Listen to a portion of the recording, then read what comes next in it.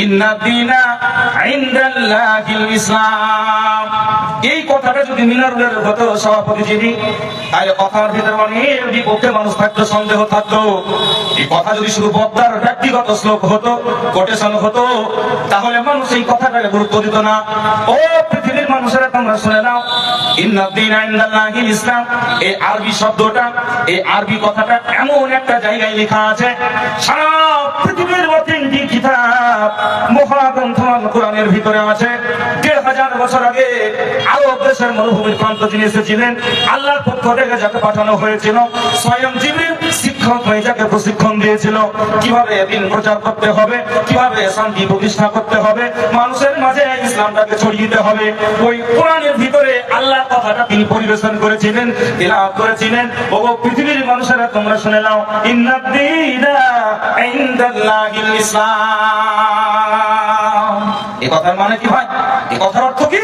স্বয়ং আল্লাহ বলেছে, ওগো দুনিয়ার মানুষেরা, তোমরা শুনে নাও, নিশ্চয়ই রবের নিকটে, আল্লাহর নিকটে, স্রষ্টার নিকটে সবথেকে শান্তির ধর্ম, পছন্দনীয় ধর্ম যেটা আল্লাহ নিজে পাঠিয়েছেন, ওই ধর্মটার নাম হচ্ছে ইসলাম।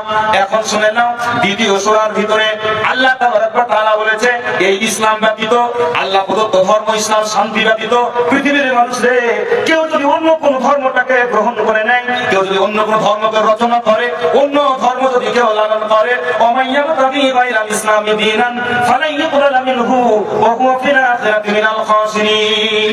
আল্লাহ তাআলা কোরআনের ভিতরে তিনি বলেছিলেন, পৃথিবীর মানুষেরা শুনে নাও, যারা জীবন ব্যবস্থা ইসলাম ছাড়া, ইসলাম ব্যতী রেখে, ইসলামকে বাদ দিয়ে পৃথিবীর মানব রচিত কোন বিধানকে যারা কেউ গ্রহণ করবে, তার কাছ থেকে ওই দিনটাকে, জীবন ব্যবস্থাটাকে কিয়ামতের মাঠে গ্রহণ করা হবে না। শুধু হবে না নাই, ওয়া হুয়া ফিল আখিরাতি মিনাল খাসিরিন, এবং কিয়ামতের মাঠে ওই ব্যক্তি হবে সবথেকে বড় ক্ষতিগ্রস্ত। তাহলে কার জন্য বলবেন? আল্লাহর কথা, যিনি আপনাকে আমাকে, পশু পক্ষী এবং পৃথিবীর সমস্ত জাতির মানুষকে সৃষ্টি করেছে, সেই আল্লাহ বলছে যে ধর্ম একটা, ধর্ম একটা, সেটা হচ্ছে ইসলাম। আর ইসলাম বাদ দিয়ে যত ধর্ম মানুষ পৃথিবীতে মত তৈরি করেছে, সমস্ত ধর্ম হচ্ছে বাতিল। তো এইরকম ভাবে ইসলামের হচ্ছে দাবি, ইসলাম এটাই স্বচ্ছভাবে কোরআনের ভিতরে বলে দিয়েছে।